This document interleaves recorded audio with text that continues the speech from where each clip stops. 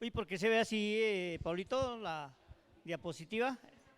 De pronto un poquito está demasiado ampliada. Bueno, vamos a seguir trabajando un ratico en Berechit. En Berechit. Pues yo no sé si hacer un repasito o si avanzar. Por lo que no tuvimos. Sí. Entonces hablábamos de Génesis 1:1. ¿Listos? Listos. Es que esta parte del Génesis, y sobre todo Génesis, el primer capítulo de Génesis, es muy interesante porque a partir de lo que uno entienda en Génesis, sabemos que todo es una gran analogía, y si no profundizamos un poquito en esta analogía, pues va a quedar uno como sin entender muchas cosas de fondo, sino que nos vamos a quedar siempre en la narrativa, en el cuento, ¿cierto? Que todos hemos conocido desde niños, pero que tiene un contexto muchísimo, pero muchísimo más profundo, que es lo que intentamos escudriñar a través de este tiempo. Entonces decíamos en la última oportunidad que el propósito de la creación fue que el creador tenía el deseo de dar, ¿cierto? De dar, porque esa es su esencia. La esencia del Ein Sof es dar. Entonces, para él dar, si él lo llenaba todo, si él era todo y quería dar,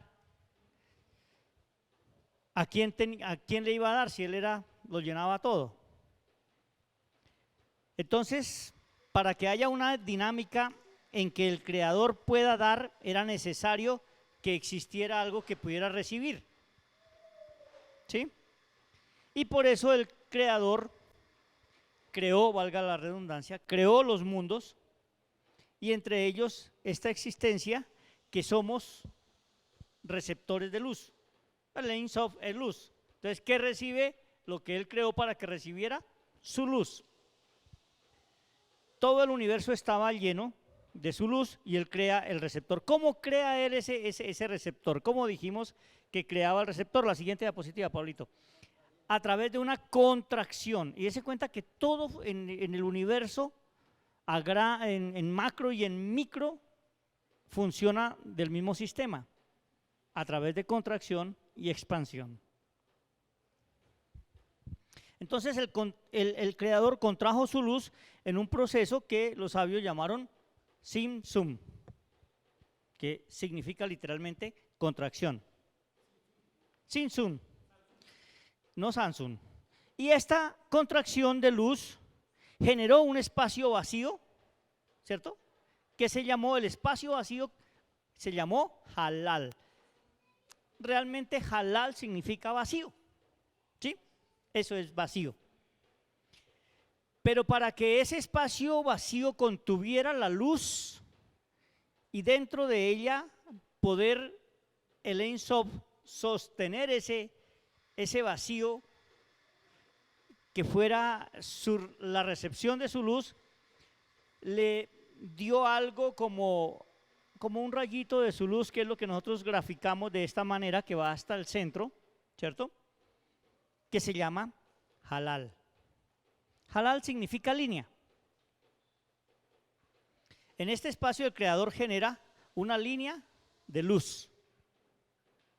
Y esa línea, que se llama Kaf, realmente contiene las 10 estaciones o las 10 sefirot, que es el árbol de la vida, que a través de esas 10 estaciones se va purificando la luz para poder llegar a su objetivo final, que somos nosotros. Y hace posible la creación y el surgimiento de la materia densa en el universo.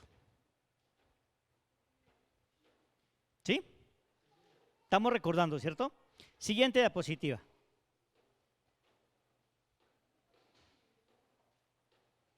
Ok, esto es lo que estaba diciendo, que este cap son las 10 sefirot. Sí, en esta parte del cap están las 10 sefirot, en esta parte del vacío están las 10 estaciones. Jogma es el aspecto masculino,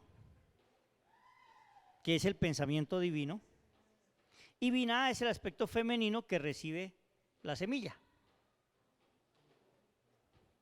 Y eso hace la gestación de la semilla, y toda esta luz y esta grandeza, con esta se genera la dimensión de Beriá, que es creación,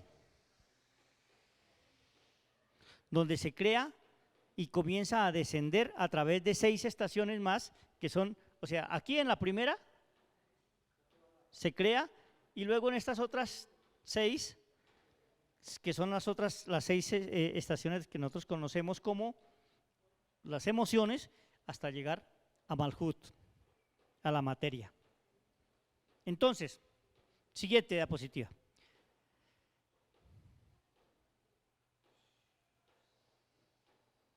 Dijimos que, de acuerdo al Génesis, Jogma sería el pensamiento divino, que es el Edén. Y Malhut sería la materia, que es el aspecto físico. En conclusión, el propósito, ahora sí viene ya, a partir de ahí, entramos a Génesis hasta cuando se creó el hombre, ¿cierto? Y el propósito del ser humano, que es el centro de esta realidad, llamada Malhut, o sangre, o hueso, o carne, por eso dice Adán, carne de mi carne, huesos de mis huesos. El propósito del ser humano es regresar otra vez. Decíamos hace la última clase, que en la creación comienza el descenso de la luz, ¿cierto? Y lo mismo hacemos nosotros como conciencia, que es descender, purificar, ¿cierto? Cumplir todo el propósito y ascender. Y el ascenso se hace Malhut a Keter a través del equilibrio. Cuando vamos equilibrando, vamos ascendiendo. Señora.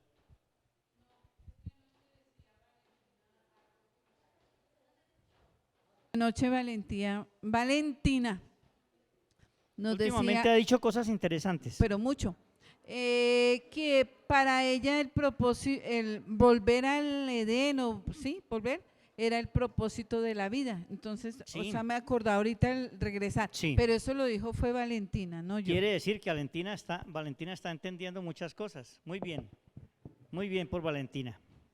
Muy bien. Ok.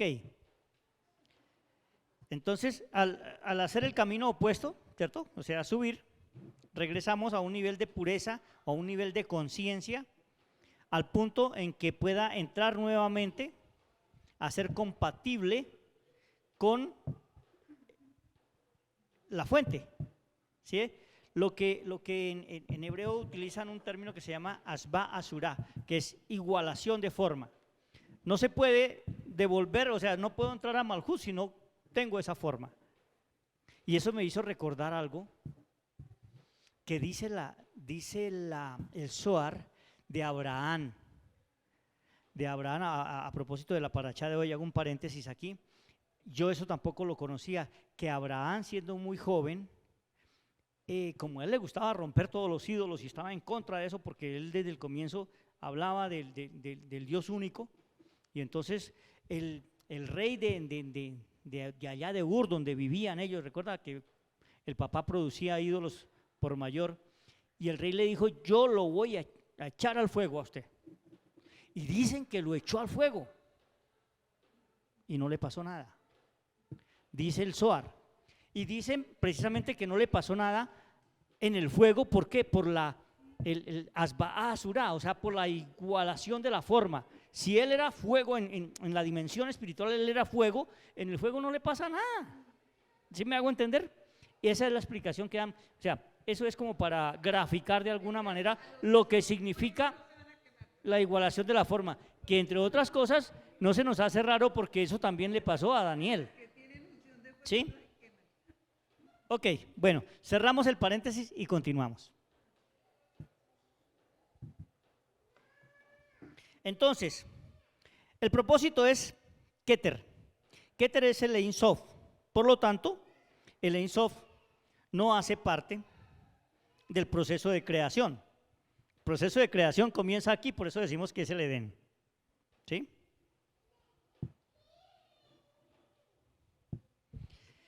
Y esto es lo que quiere transmitir este libro, especialmente Génesis en los primeros capítulos. Adán, la primera conciencia es la manifestación del deseo de recibir, con el potencial de convertirse nuevamente en el deseo de dar. ¿Sí ven cómo hace todo el proceso? El potencial y la esencia del Ein Sof es dar. Crea el universo, el vaso, la vasija, con el potencial de que vuelva a ser como él, ¿cierto? De que aprendiendo a recibir, volvemos a la esencia de dar. Y todo el Bereshit, dijimos que es eso, en una interpretación Sod. Seguimos. Siguiente diapositiva, por favor. Hablábamos de este versículo que tenemos que aprendérnoslo y ojalá así.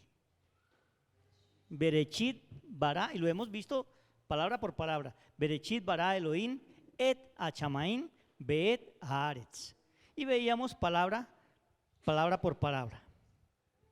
¿Sí? Porque Bereshit bara, que viene de creación, y creación también barú, que siempre es la bendición, viene de la raíz bará.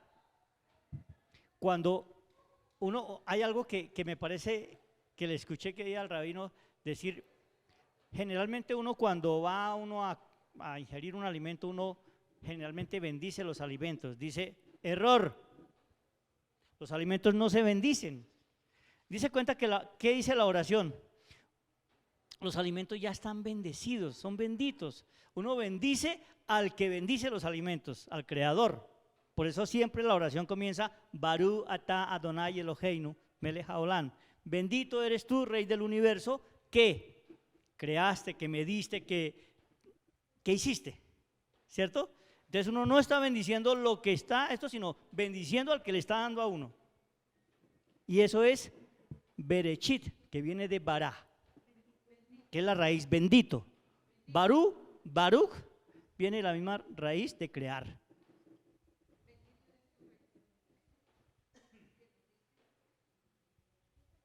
Boré, ¿recuerdan? Boré. Ok, seguimos. ¿Quién permite que se haga la creación? Dijimos que la divinidad en su aspecto femenino, que es también el aspecto de la naturaleza que siempre se menciona como Elohim. Bereshit bara Elohim es el aspecto, es el parsuf, es el rostro del Ein Sof que se encarga de la creación, el que se muestra a nosotros más cercano como la creación. Ese es el parsuf, ese es lo que nosotros llamamos Dios, ¿sí? Pero Dios naturaleza, el Dios cercano a nosotros. Porque luego aparece que es, digamos, Elohim, que aparece en la columna izquierda, como Biná, ¿cierto? Y es el Dios de la creación. Mientras que al lado derecho, en Jogma, aparece Yud, Hei y Bab, Hei. Y cuando se une Jogma y Biná, es decir, se une Yud, Hei, Bab, Hei, el rostro de Dios masculino y el rostro de Dios femenino, crean. ¿Sí? Crean, porque después aparecen los dos, Elohim y Yud, Hei, Bab, Hei. Entonces, ahora, en los 6 pasos de la creación, que son 6 etapas que llamamos las 6 etapas de la creación, aparece el nombre de Elohim 32 veces, que significa cada uno de los 32 senderos o 32 caminos. Ok, eso también ya lo habíamos visto. También dijimos que aparece 10 veces la palabra, en Génesis 1, aparece 10 veces la palabra Vayomer Elohim. Y dijo Dios, quiere decir que cuando Dios creó al hombre, nos creó a su imagen y semejanza. Quiere decir que a nosotros también nos dio la capacidad de crear, porque nosotros tenemos la esencia de Él. Y a nosotros se nos olvida crear. O sea, nos sentimos impotentes. A nosotros nos vendieron la idea de que somos impotentes y nos sentimos impotentes. Pero es por falta de conciencia. Donde nosotros recuperemos la conciencia que realmente, el nivel de conciencia que deberíamos tener, somos creadores. Podríamos crear lo que quisiéramos crear. El creador entonces creó el mundo activando el poder de cada emanación en el nivel cósmico. Y recuerda que hablábamos también de que el poder que tenemos es a través de la palabra. Por eso a través de la palabra es complicado, porque el poder está en la palabra. ¿Recuerdan el término que hablaba que viene de la raíz del arameo, que es, ¿cómo es que dicen los abracadabra? Abracadabra, que es de la raíz hebrea, que también es una extensión del mismo hebreo. Abracadabra, que quiere decir será creado, abra, será creado, ka, como, dabra, voy a hablar. Eso significa abracadabra. ¿Sí? No sé si lo escribí por ahí en alguna parte, miremos a ver, yo creo que lo escribí.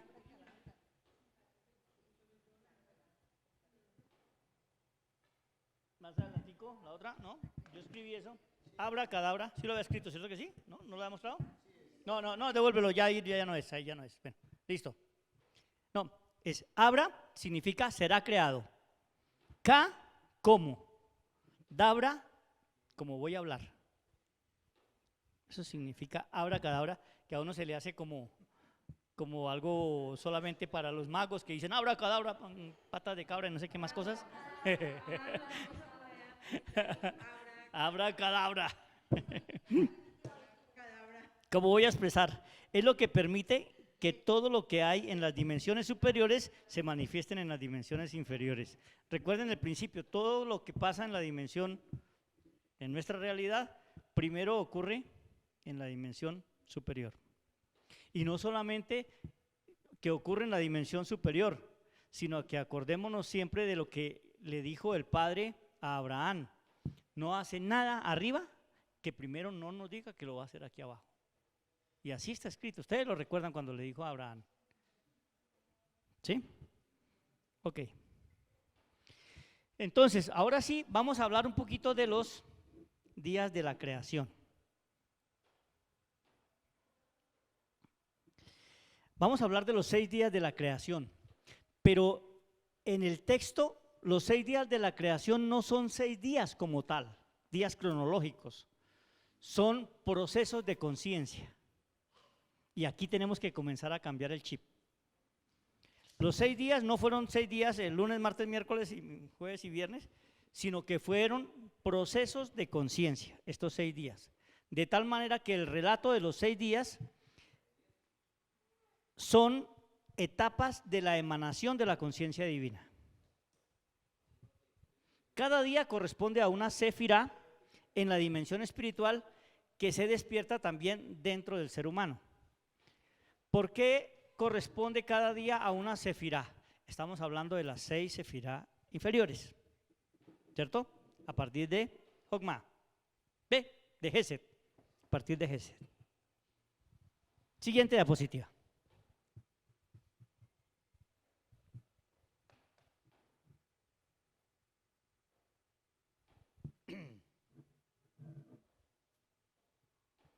Entonces, en el primer día, cuando la Torá dice, dijo Dios, sea la luz, Vayomer Hei Or, se revela la fuerza de Geset,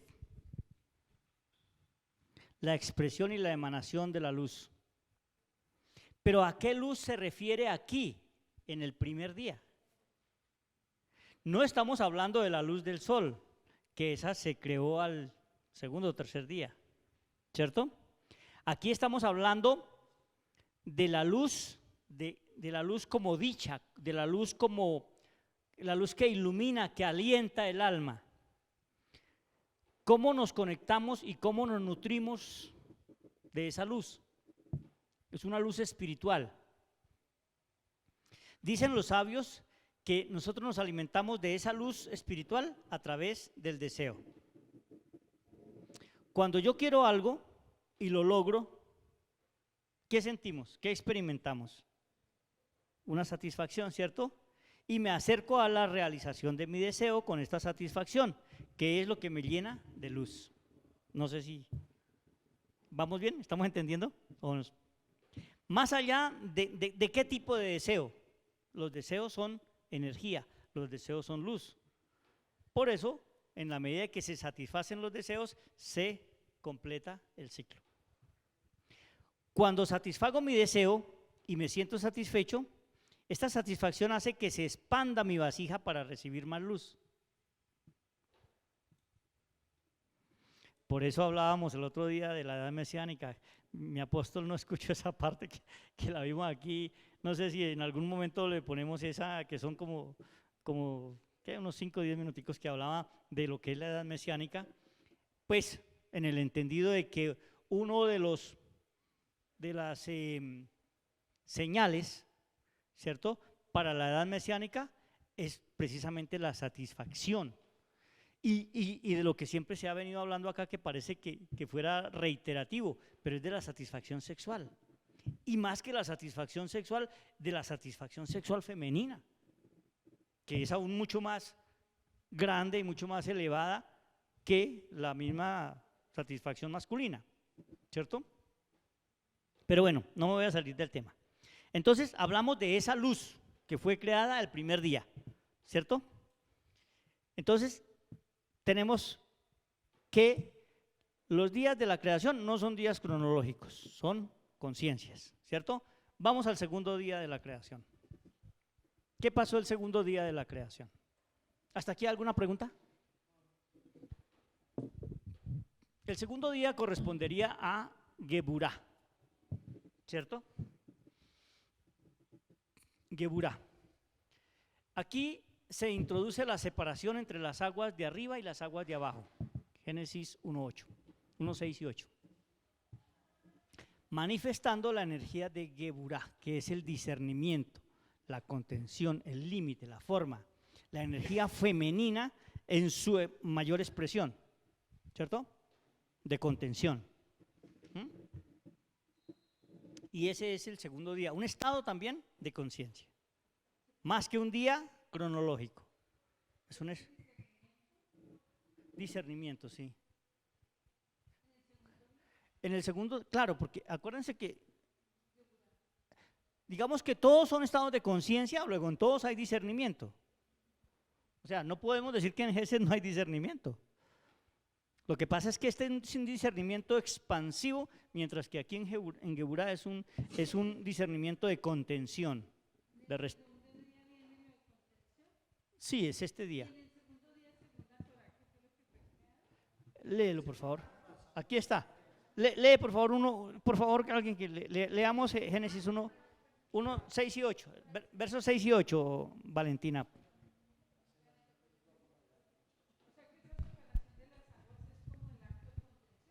Es esto. Micrófono, por favor. La separación de las aguas significa, o ahí se evidencia la contención, o el límite. Aquí se evidencia las dos fuerzas. Estamos, ¿cómo digo yo? Entendiendo que hay las dos fuerzas. Aquí está esta fuerza y aquí está la otra. Sí, en el segundo día, que la representan las aguas. Exacto, porque en Gesed lo representa la luz, sí, que es el primer día. Sí. En el segundo las aguas. Sí. Pero como siempre hemos entendido a Geburá como límite, como contener, porque el otro es expansivo, ese límite lo represento cuando puedo separar esas aguas. Sí, cuando se separan las aguas de arriba, que hay que entender qué significan las aguas de arriba y qué significan las aguas de abajo. Ya, Y es que por yo iba a favor. hacer, antes de leer, yo iba a hacer una Sí. anotación respecto a eso y las aguas de arriba lo que entendía es que son las fuerzas espirituales y las aguas de abajo el mundo material. De acuerdo.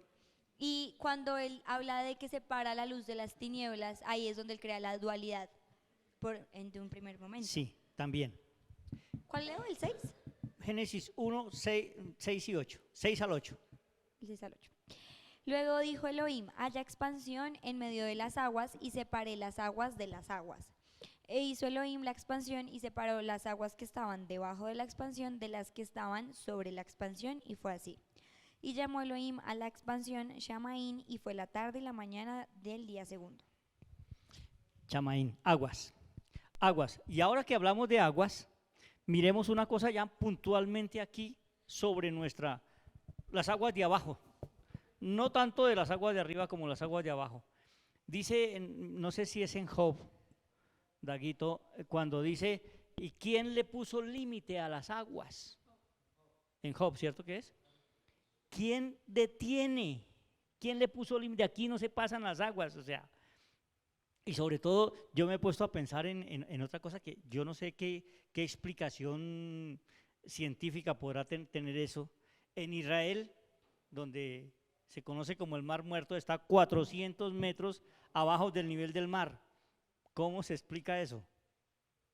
Esas aguas que están debajo de las aguas que tienen el límite, de Geburá. ¿Sí ve que Geburá es límite? Él creó esos límites en el día segundo, tanto en las aguas de abajo, que es las que conocemos como los mares, como en las aguas superiores que, como dice Valentina, son espirituales. Chamaim, los cielos. Señor. Sí, yo tengo un par de dudas. Es que yo siento que acá se está repitiendo un poco el versículo 1, porque para que exista algo tuvo que separar otra cosa, que era todo, que había agua. Las tuvo que separar igual que él tuvo que hacer la contracción de separarse para que existiera algo. Pero mi pregunta recae en los cielos es tipo del hombre y la tierra es tipo de la mujer. ¿Las aguas era tipo de qué? También del hombre. O sea, entonces ahí separó al hombre para que existiera el hombre. Vamos bien, despacio, porque es que aquí estamos hablando todavía de la creación y ahorita vamos a hablar de Adán Cadmón, el primer hombre, que ahí está, ¿sí me entiende? Vamos despacio, ¿sí? Pero me gusta la analogía que hace Pablito en cuanto a la separación. ¿Por qué? Porque cuando el Ein Sof quiere crear, de alguna manera tiene que separarse. ¿Qué es separarse? Crear el vacío. Él se separó, ¿sí me entiende? Tiene mucha relación con lo que estamos hablando. Todo viene, por eso es que los procesos macros como los procesos micros siempre se dan con la misma metodología, siempre se desarrollan de la misma manera, así como lo creó Dios, como está escrito aquí. Por eso es que lo interesante tratar, porque uno apenas intenta acercarse a este conocimiento para tratar de entender que no es solamente lo literal, sino que tiene unas profundidades mayores. ¿Sí? Donde dice que, sí, ¿quién le creó los límites a los mares? ¿Sí? Entonces, eso ocurre en el segundo día de la creación, que fueron la separación de las aguas de arriba y las aguas de abajo. O sea, los cielos y la tierra. Lo que llamó los cielos y la tierra. Que dentro de lo que llamamos tierra están las aguas de abajo. ¿Cierto? La siguiente diapositiva, al día tercero. En el día tercero, por favor, léeme 1:11.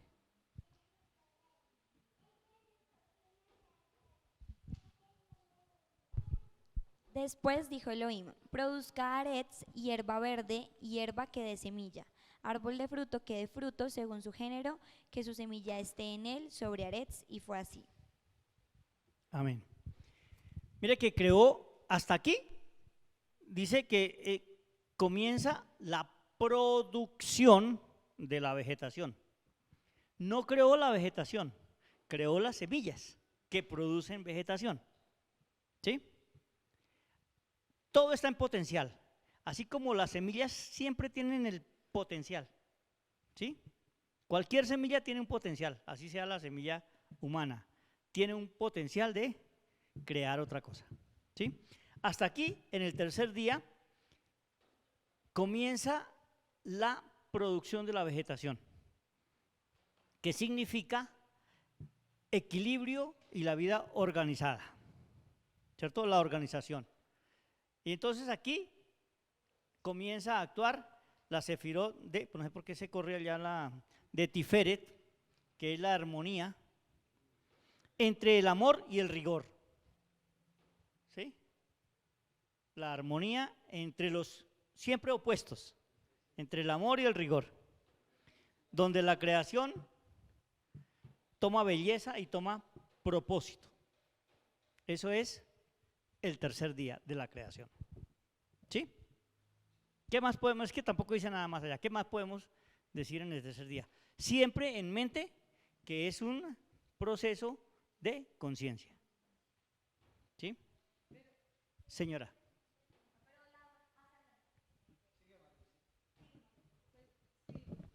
Estos estados de conciencia van como en aparición de algo, como en producción de algo, la luz, luego la separación de las aguas.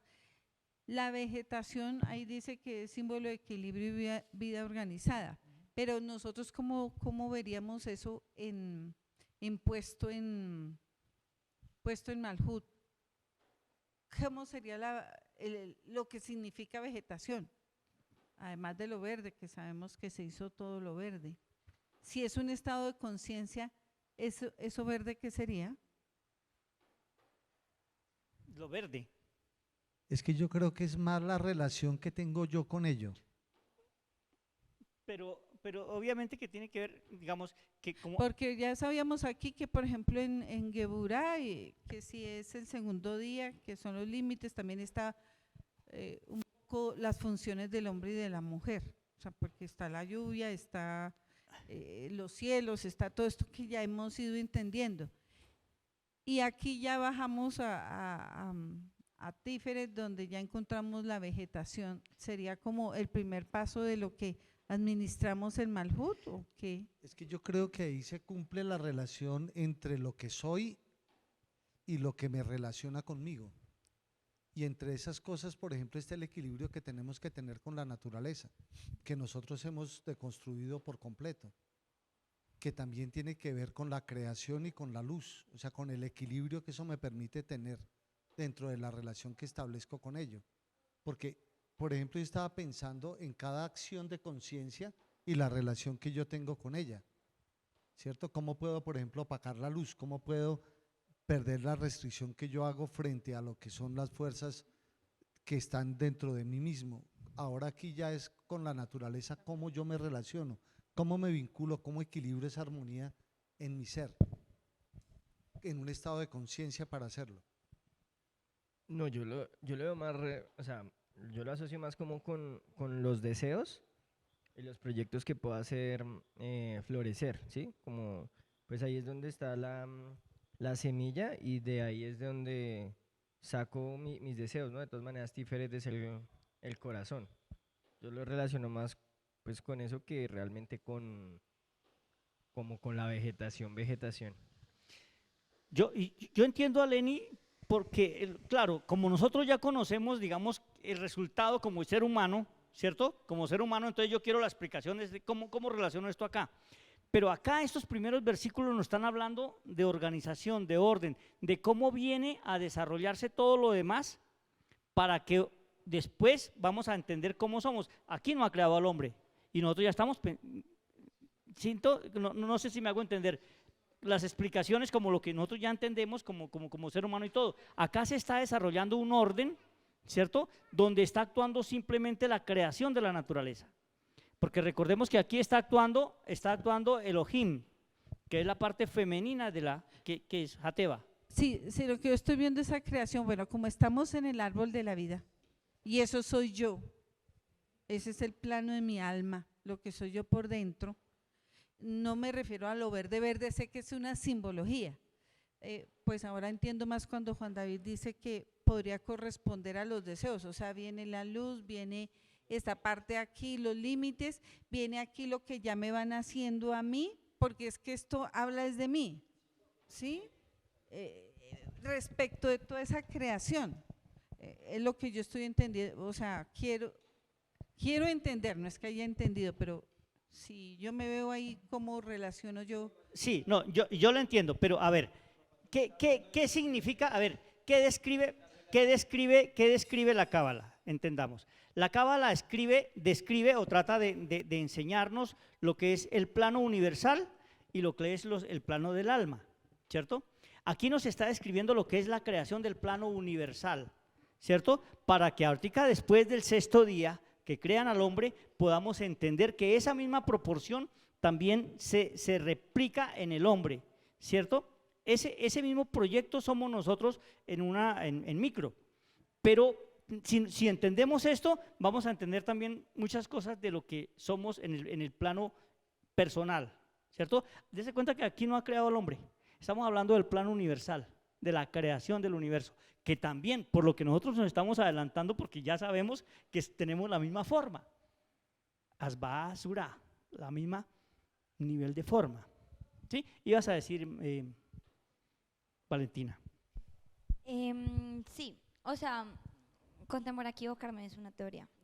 Yo digo que de pronto esta semilla de la que él habla en este versículo no es la misma semilla que hoy conocemos, porque digamos esos deseos, bueno, lo que dice Juan, que de pronto esos son los deseos, pueden ser como referirse a los deseos más puros que teníamos en ese momento de aún inconsciencia, porque después el padre dice que cambia la semilla porque esa semilla le da cardos a Adán al salir y él ya no la puede consumir y le toca tener una semilla que él sí tiene que trabajar mucho más, que él dice que tiene que sudar para tener el pan. Entonces yo creo que esa semilla de ese momento, de pronto es esa semilla de nuestra conciencia más pura, y la que tenemos ahora pues es ya en el mundo material, o sea, puede ser distinta, no sé. Bueno, diríamos lo siguiente. Sí, ya, permítame, le contesto a Valentina. Yo creo que aquí estamos hablando de cuenta que de estas semillas que hasta ahora el Señor ha creado, de estas separaciones y esta creación de las semillas de la vegetación, hasta ahora no tienen imagen ni semejanza del Creador. Simplemente son unas semillas que van a ser parte de, ¿sí? Hasta ahora está formando, está armándonos la casa para después crearnos y plantarnos aquí.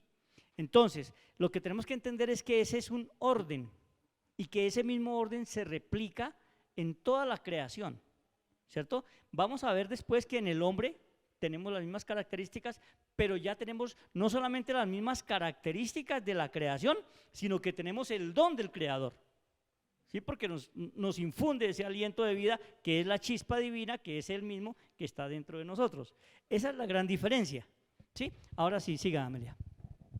Bueno, yo lo que comprendo y con lo que he discernido durante estos 20 años de trabajo con el Padre es que Él, como nos lo había dicho ya hace más de 5 años, en este relato, cuando en el sexto día sale el hombre, ¿sí?, es la explicación de dónde venimos, o sea, de ese simbolismo que Él hace tanto con la tierra, porque si solamente explicara su plano general arriba, no tendría por qué introducir palabras que son físicas como tal para eso. Él, en la medida en que fue cada día, porque cada día no es cada día, ¿cierto? Pero cada día son 2 días al mismo tiempo. Él siempre compara 2 cosas y hace ese plano grande sobrenatural de lo que somos y nos va a construir en un ser humano, ¿sí? Y tiene que hacerlo en una manera micro. No significa que es que, porque es que a veces la materia se comprende como algo insignificante, como que nosotros y nuestro propio cuerpo es insignificante como tal, que lo más valioso es el alma porque no muere. Pero el cuerpo tiene que pasar por un proceso donde se desintegra para poder dejar y desprender el alma que vuelva al sitio donde está, porque es un relato espiritual lo que el Señor está dando frente a la Sefirá como tal. No hiciera esa relación de un plano tan grande con un plano micro, pequeño, ¿cierto? Pero ese plano micro, pequeñito que nosotros somos, en realidad somos ese plano grande, y eso es lo que genera temor en nosotros, porque siempre pasamos para un lado o para el otro, donde nos quede más fácil, o ser más espiritual, así, religiosos, la norma, o ser acá los, ¿sí me entienden? Los que no, los que permitimos todo, los que somos, sí me hago entender, pero yo sí pienso y creo, desde que el Señor nos dio esta porción de la palabra y nos explicó ese sexto día, que es ese plano espiritual de lo que yo soy. Ese soy yo. Él lo pensó, Él lo estableció y tenía que establecerlo a ese nivel macro para poderlo hacer a este nivel individual, material, pero uniendo dos cosas. Por eso habla de la vegetación. La vegetación tiene semillas, pero a nosotros nos colocó semilla, ¿sí? Y yo valoro a veces más plantar una lechuga o cuidar un perro que cuidar a mis hijos. Porque en mí, ¿cierto? De acuerdo a ese equilibrio que hago en Tífere de allá, decido ante esos intereses, ante esos gustos, ser luz de eso tan grande o ser luz de mi propio deseo, ¿sí? Y no entender que una semilla viene en esa complejidad tan alta y que yo soy quien la puedo traer, o sea, soy yo su canal, soy yo quien puede traer acá a la tierra esa dimensión tan grande que él contempló, ¿sí? Yo lo entiendo de esa manera y espero no ir contrario. Creo estar encontrando algunas respuestas a preguntas que tenía, porque es que si nosotros realmente interiorizamos estos estados de conciencia, o yo digo porque es que uno habla mucho de la autoestima y de la autoestima y de la autoestima, y que sí lo externo, que sí lo interno y que el valor, pero yo creo que el pensamiento hebreo cuando desarrolla estos estados de conciencia de la creación y los logra comprender, es cuando yo encuentro lo valioso que soy. O sea, no es un discurso el que me va a hacer eso, ni una charla, ni decirme que yo valgo, es tener en mi conciencia todo el proceso de la creación. Y lo segundo, yo creo que los padres podríamos enseñar sexualidad con el proceso de creación, obviamente no a decirle esto, sino cómo llegar a decirle al niño o a la niña que su cuerpo vale tanto, no que no tenga varias y que se guarde para el matrimonio, porque pues esa explicación de que se guarde para el matrimonio por la santidad, pues, y sintiendo cosas y viendo a su alrededor y al mundo haciendo cosas en una normalidad, sino que en este estado de conciencia logre ver lo valiosísimo que es su cuerpo, porque nosotros, lo que decía la maestra, también como tenemos desintegrado la parte espiritual con la material, el cuerpo a veces nos vale 5 o lo manipulamos para otras cosas que no son. Y buscamos autoestima en muchas cosas externas porque no hemos llegado a este grado de conciencia. Creo que este tema está muy emocionante, sí, nos lo había dado la maestra María hace muchos años, pero es una respuesta para que lo podamos trabajar, porque yo creo que este es el quid para encontrar realmente el valor que tenemos nosotros interno.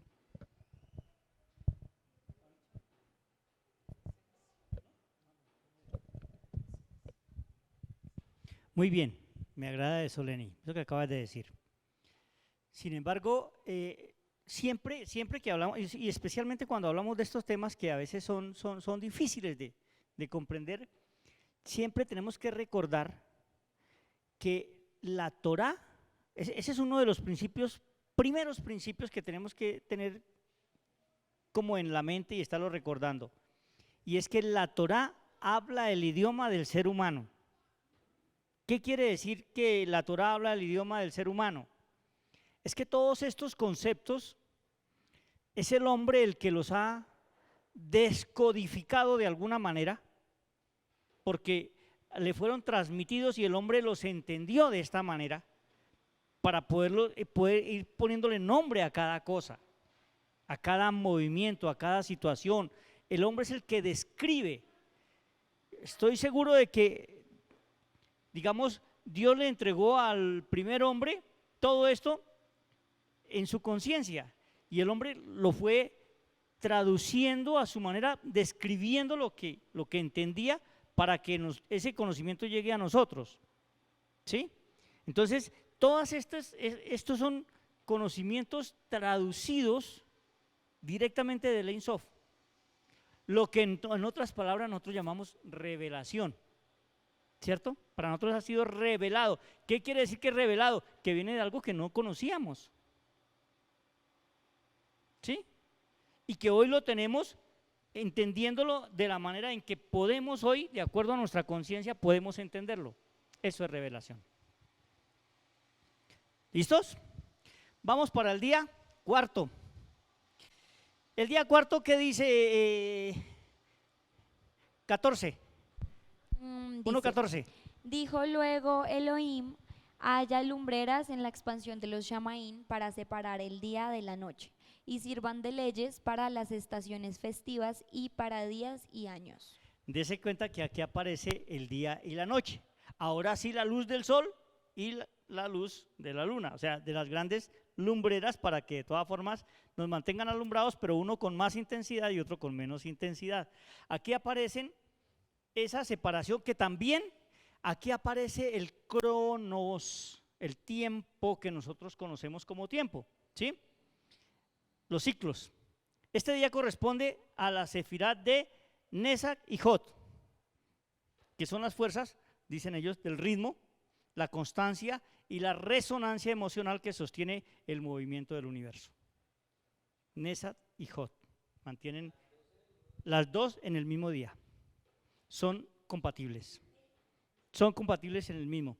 Y vamos a entender por qué las dos en el mismo día, porque si no nos estaría haciendo, según nuestros días calendario, nos haría falta uno, porque vamos a ver que cada una corresponde a un día de la semana como lo tenemos hoy nosotros estructurado, ¿cierto?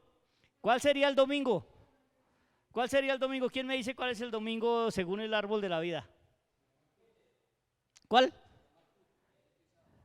Muy bien, mi apóstol es muy pilo. Malhut es el domingo. Es el domingo, sí.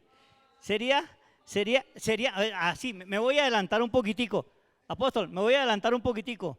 Domingo, lunes, martes, miércoles, jueves, viernes y Shabbat. Ese de Shabbat. ¿Sí? Me adelanté. Bueno, entonces por eso es que estas son las dos el mismo día. ¿Sí? Porque si no me haría falta un día, si la divido. Mentira, pero así lo trae el Zohar. Sí, mi apóstol. Son correlacionales. Es que Nexad y Jot, pero en el término del árbol de la vida, Nexad y Jot funcionan en pareja, o sea, ellas parejan relacionales. Las otras manejan más una línea individual, hacen equilibrio para tener una tercera, pero en esta sí funcionan dos. Así es, mi apóstol. Estas dos, en esa Dijot, siempre funcionan simultáneamente. Sí, así es. Entonces, esto es lo que podemos decir del cuarto día, o sea, el cuarto estado de conciencia. Sí, mi apóstol.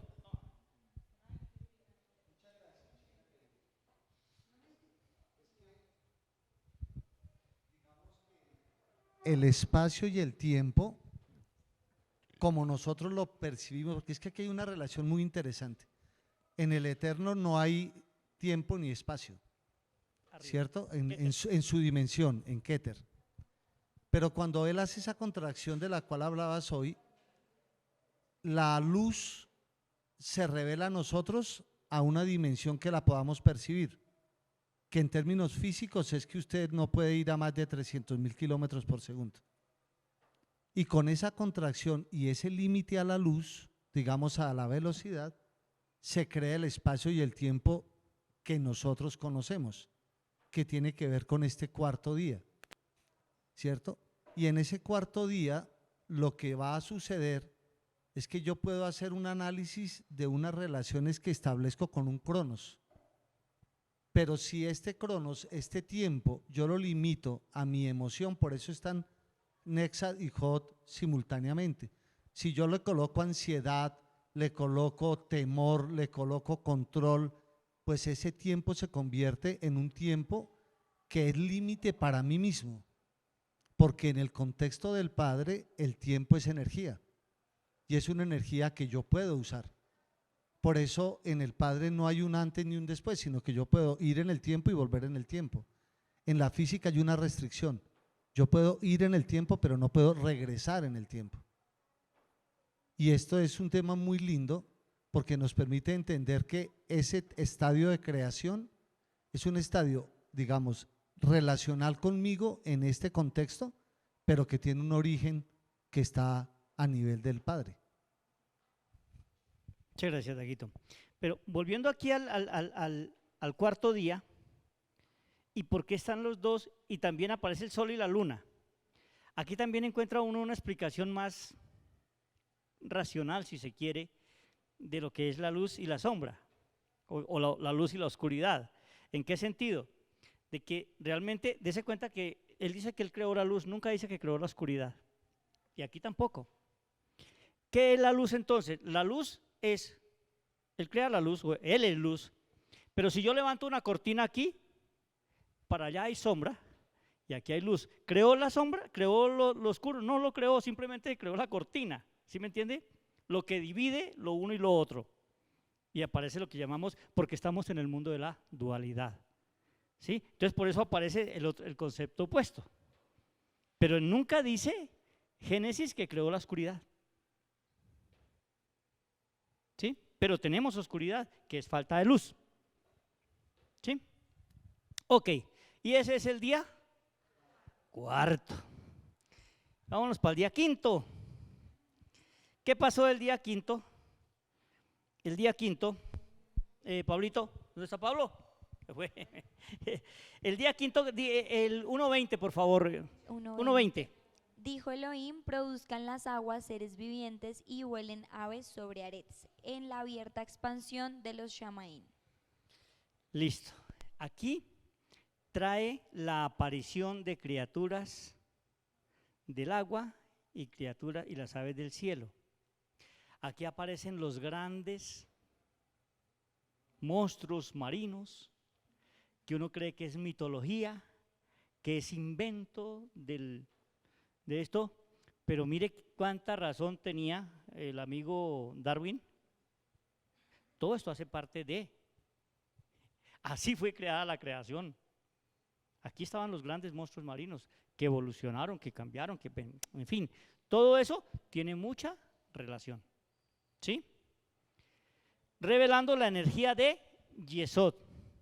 ¿Y qué otra cosa a nosotros? Bueno, yo voy a hablar de Yesod, pero aquí todavía no está el hombre, pero a nosotros sí nos interesa el Yesod porque aquí está la parte de nuestro ego. Pero dése cuenta que en el quinto día, que corresponde a Yesod, no estamos hablando todavía del ser humano. Esta es la base que conecta todos los mundos. Oye, Yesod, aquí, Yesod. Yesod es lo que conecta. Decimos los mundos porque es que nosotros creemos en nuestra percepción humana que Malhud es el único mundo que existe, ¿cierto? Esa es nuestra percepción.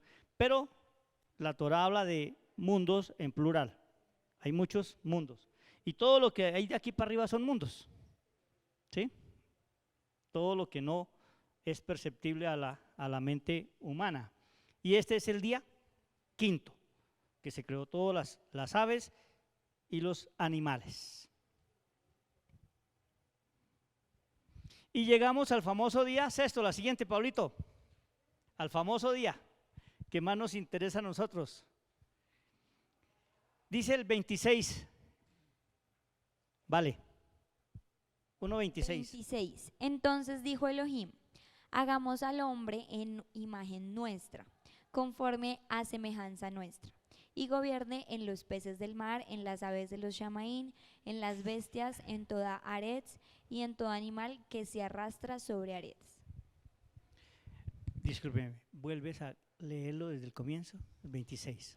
Entonces dijo Elohim, hagamos al hombre en imagen nuestra, conforme a semejanza nuestra, y gobierne en los peces del mar, en las aves de los Shamaim, en las bestias, en toda aretz y en todo animal que se arrastra sobre aretz. Y entonces dijo Elohim, hagamos. Y ahí viene la famosa pregunta, ¿a quién le dijo Elohim, hagamos? ¿Cierto? Entonces, si lo vemos desde el punto de vista del árbol de la vida, ¿sí? Le dijo Jogma a Biná, hagamos. ¿Sí? Si lo vemos desde el punto de vista de Elohim, no, del Ein Sof, le dijo Yud Hei Bab Hei a Elohim, hagamos. Si lo vemos desde el punto de vista de lo, ya estaba creado lo material, le dijo Dios a la materia, hagamos. Por eso él toma polvo de la tierra. ¿Sí? Vamos entendiendo, y hasta ahora no está, hasta ahora nos van a crear. ¿Sí? Entonces, Dios, Yud Hei Bab Hei, energía masculina, le dice a Elohim, la energía femenina, hagamos, y se unen, ¿cierto? Le da la semilla. El Ein Sof, la luz infinita, ya había creado la materia, toma polvo de la materia y le dice, asociémonos los dos, yo como espíritu y tú como materia, y vamos a soplar aliento de vida aquí y hacemos al hombre. ¿Qué es el hombre? La fusión, ¿qué es lo que tenemos en la mitad? Que es lo que nos hace diferente de los animales y de todo el resto de la creación. Que tenemos el Espíritu de Dios, que también está en la demás creación, que también existe, y también tenemos materia, pero tenemos el aliento de vida del Padre que nos infundió. Cuando dijo, hagamos al hombre nos dio una función, que es ser Dios aquí en Malhut. Es la función que tiene el hombre aquí en la tierra. Entonces el hombre presenta la culminación de la creación. Dese cuenta que Dios no descansó. Dios dejó de crear. ¿Por qué dejó de crear? Porque ya lo había creado todo. De ahí no volvió a crear absolutamente nada. No hay nada nuevo. Por eso dice Salomón, no hay nada nuevo debajo del cielo. Dios no volvió a crear nada, ya lo creó todo. En el sexto día ya lo había creado todo. ¿Sí? No hay nada nuevo. Ya después de que creó al hombre, ya terminó toda la creación. Ahí él descansó. Él está en su Shabbat. Él está en su reposo. No está descansando. No está creando, pero no está reposando. Que eso, ahí vamos a ir entendiendo lo que significa el Shabbat. El Shabbat no es reposo como tal, es no crear, es no hacer lo que hacemos entre semana. Ahí vamos, ¿sí? Poco a poco, vamos entrando. Dime. Pregunta, pero entonces él se está refiriendo a una vasija, no a un hombre como tal. Porque él sopla polvo de vida hasta el capítulo 2, cuando en el 7, que dice, del polvo y sopló vida hasta el 2, ahí no. Y en el 5 dice, Elohim, no sé qué, bueno, y no había hombre para que labrara, o sea, no existía materialmente. Muy bien, ahorita sí nos vamos a ir para capítulo 2, verso 7. Pero hasta aquí, recuerden que he insistido que aquí estamos creando toda la vasija, todo llenando el vacío. Y con el cap sostiene todo el vacío. Le da vida a todo lo que hay dentro del vacío, a través del cap, que es la luz del infinito. ¿Sí? Ok. Entonces, cada uno de estos días que hemos mencionado, es también una etapa en el proceso interior, ahora sí, del alma.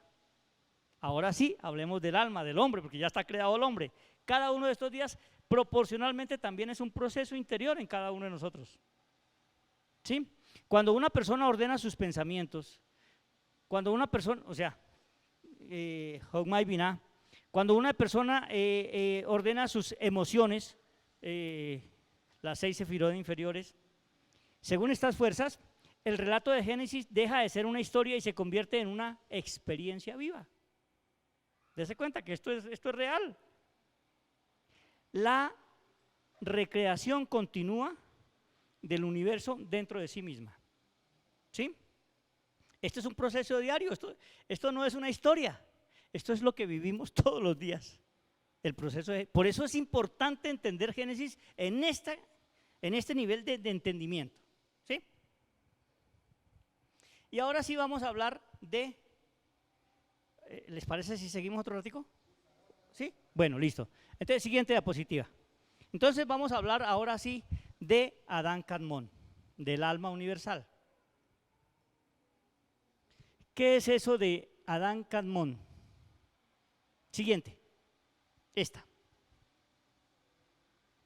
Adán Kadmon, que es el prototipo del alma universal, porque de hecho Adán Kadmon significa alma universal, ¿sí? No es una persona física como tal, estamos hablando de un prototipo. Es una conciencia que contiene todas las almas de la humanidad. Ahí están todos, estamos contenidos todos en Adán Kadmon. Todos hacemos parte de. En él se integran lo que hablábamos, la creación de Génesis 1 al 20 y pico. Se integran la luz y la oscuridad, toda la dualidad. Toda la creación que es dualidad, desde Gesed a Malhut. ¿Sí? El dar, el recibir, lo masculino, lo femenino, arriba, abajo, la derecha, la izquierda, toda la dualidad está aquí. Entonces, la creación del ser humano marca un punto de inflexión en el relato de Bereshit. Cuando la Torah dice, y formó Yuhei Bajei Elohim, por favor, ahora sí leamos Valentina. 2:7, léelo por favor, claritico para que lo escuchemos aquí. Siguiente diapositiva. 7. Entonces, Yuhei Bajei, Mire lo que dice. Elohim formó al Adam del polvo de Adamaj y insufló en su nariz aliento de vida y fue el hombre un ser viviente. Amén, dejémoslo ahí. Dice, Vayeser Yuhei Bajei Elohim. Por primera vez aparecen los dos. ¿Sí ve? Siempre aparecía solamente Elohim, que es la parte femenina, la que organizó toda la creación, toda la naturaleza. Por eso Elohim significa naturaleza, Hateva. ¿Sí? Y aquí por primera vez aparece Yuhei Bajei, recuerden, Gesed, ¿qué? Jogma a la derecha y Elohim a la izquierda. Entonces, Vayetzer, Yuhei Bajei, Elohim. Dijo Yuhei Bajei, la energía masculina, le dijo a Elohim, la energía femenina, Et Adam. ¿Cierto? Hagamos al hombre. Aquí hay una frase supremamente interesante en esta construcción, que lo traje a propósito, porque nunca, en todas las veces que dice Vayetzer Elohim, aparece ese Vayetzer con una sola yud.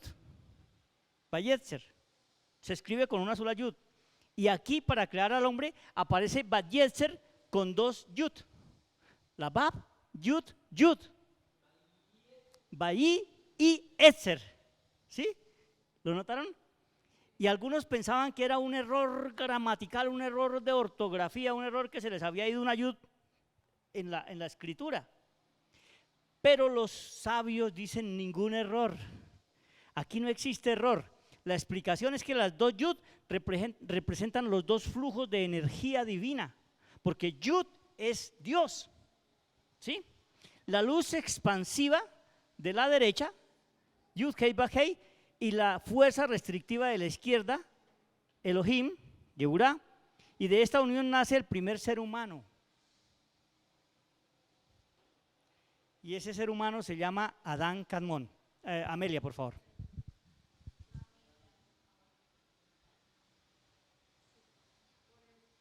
Por eso, en esta explicación, por eso el Señor nos trabaja el principio de creación.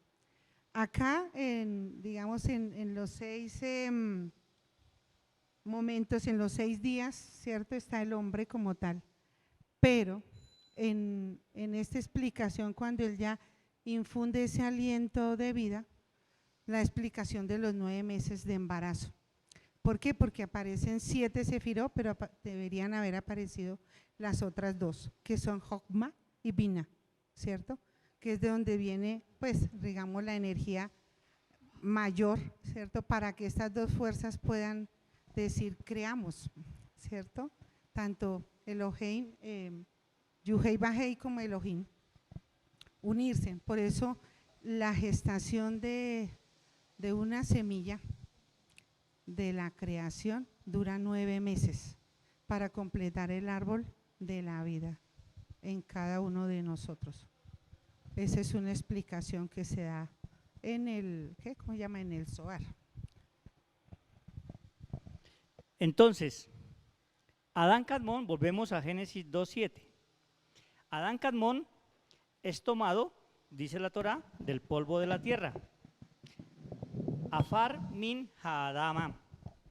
Es decir, los elementos espirituales que podían sostener una manifestación física, que Dios sopló en él Nishma Haim, aliento de vida, Nishma Haim, la chispa divina que da conciencia. Nishma Haim. Este Nishma Haim es el alma superior, es el yo esencial, que recuerda su origen del Ein Sof. De ahí provenimos, de ahí proviene esta alma que a su vez contiene todas las almas. Por eso decimos que cuando terminó la creación no hay almas nuevas. Aquí no hay ninguna alma nueva, todas venimos, todas prácticamente tenemos la misma edad, que hemos encarnado en diferentes momentos aquí dentro del mundo de la dualidad, pero las almas fuimos creadas cuando se creó Adán Kadmon. Y no hay una sola alma más ni una sola alma menos. ¿Por qué? Porque todas las almas volvemos en algún momento a integrar al gran Adán Kadmon, ¿cierto? Que es el que vamos a entrar al Edén, que es a Jokma.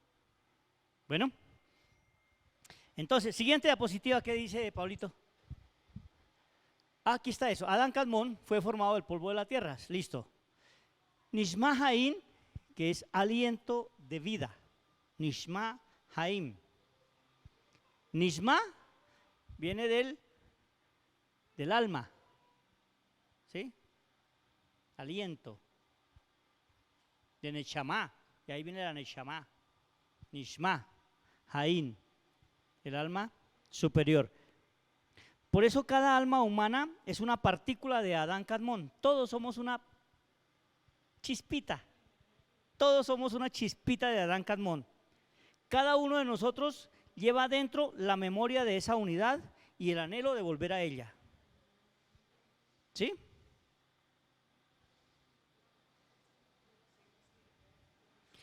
Comprender esto transforma la visión del ser humano. No somos individuos aislados, sino somos expresiones diversas de una misma alma universal.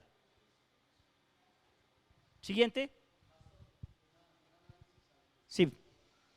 Es que de este análisis que hace la Cábala, pues digamos que con este marco de referencia, pues es muy válido la rotación de las almas. Porque digamos que si todas las almas fueron creadas en un mismo momento, pues no va a haber almas nuevas. O sea, yo no puedo pensar, por ejemplo, que mañana hay un alma que va a venir, ¿cierto? Y que esa alma, porque digamos que esto está fuera del tiempo nuestro, ¿cierto? Está en la conciencia del tiempo del Padre. Entonces, en esa conciencia no hay temporalidad. Es como si yo tengo un banco y simplemente estoy girando desde el banco los recursos que ya sé que se van a requerir para todo lo que se va a generar. Entonces lo que yo hago es entrego, recibo, pero pues no tendría sentido pensar que algo nuevo va a ser creado cuando Él ya creó todo, incluido las almas en Adán Kadmon. O sea, desde el principio de lo que ellos han manejado en la Cábala, pues ellos pueden sustentar su teoría, o sea, el concepto que ellos manejan del Gitbuk.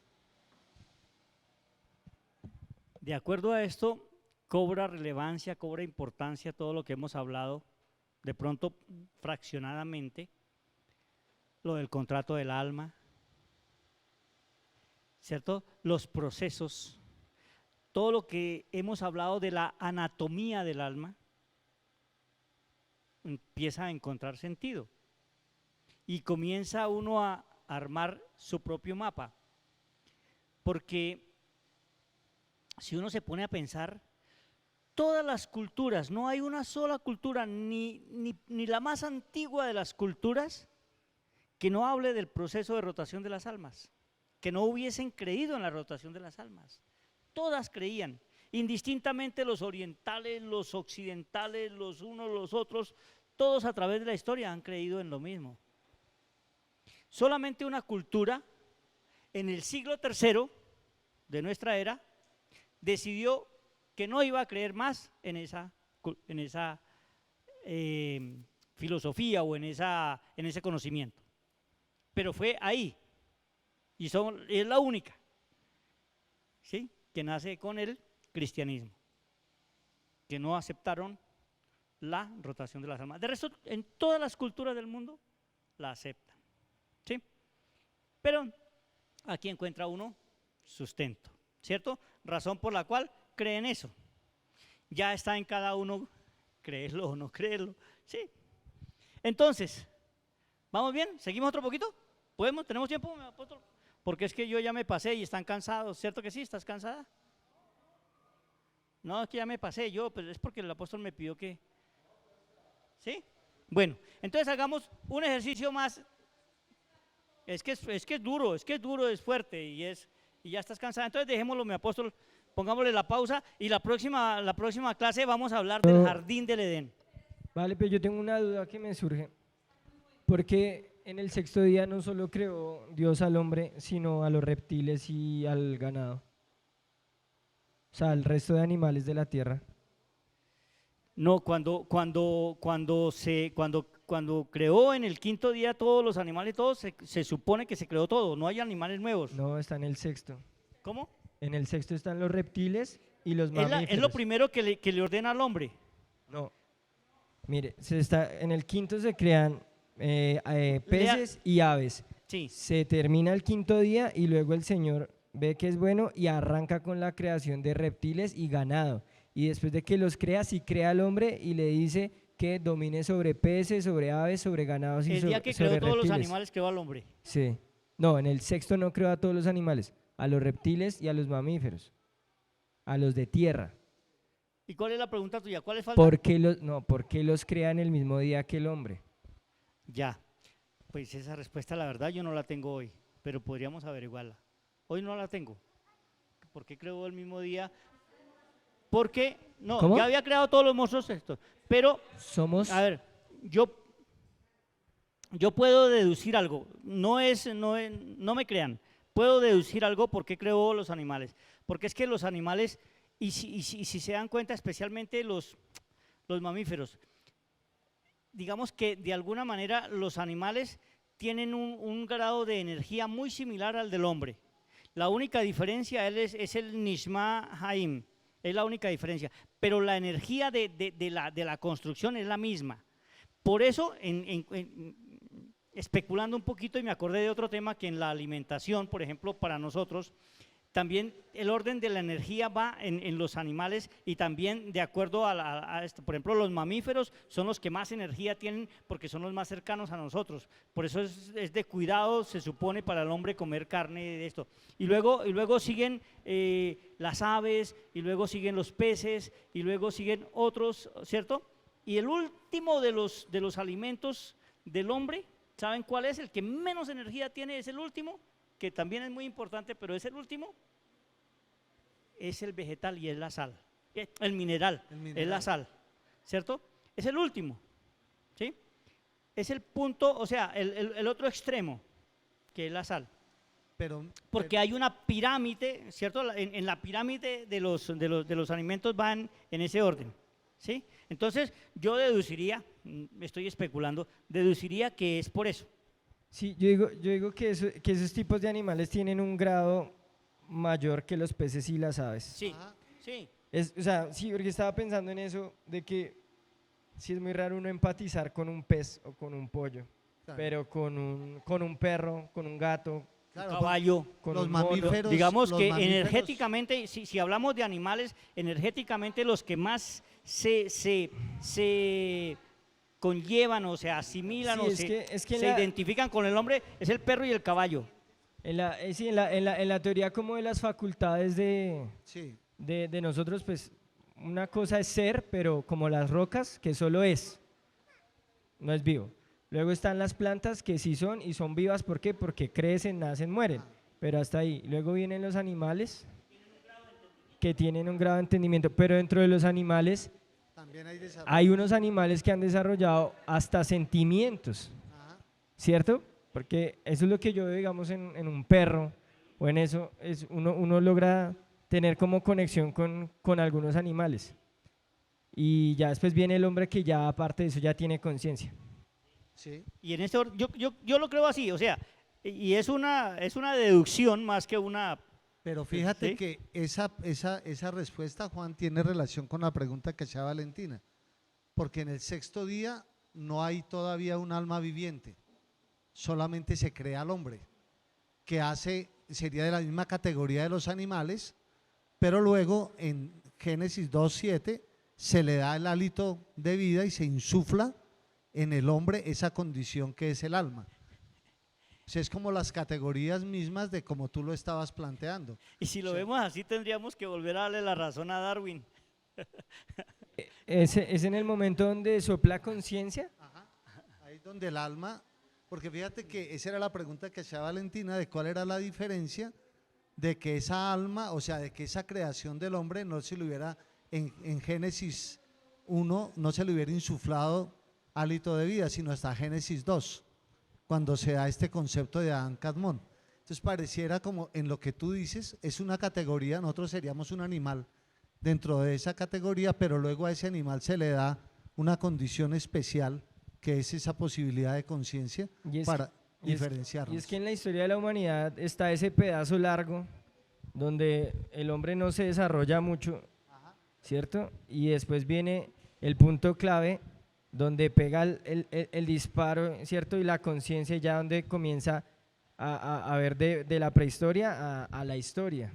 Y ahí es donde surgen las civilizaciones y todo eso, y que de ahí es donde dicen, pues en la explicación de Max, él decía, ahí es el momento donde se celebra el Rosh Hashanah, porque ahí es el comienzo de la humanidad.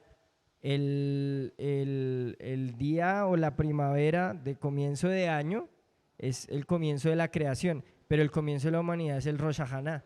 Y ese Rosh Hashanah sí solo tiene apenas 5.700 años, que es desde donde comenzó el hombre a ser consciente y a pensar. Antes de eso, el hombre era otro animal más.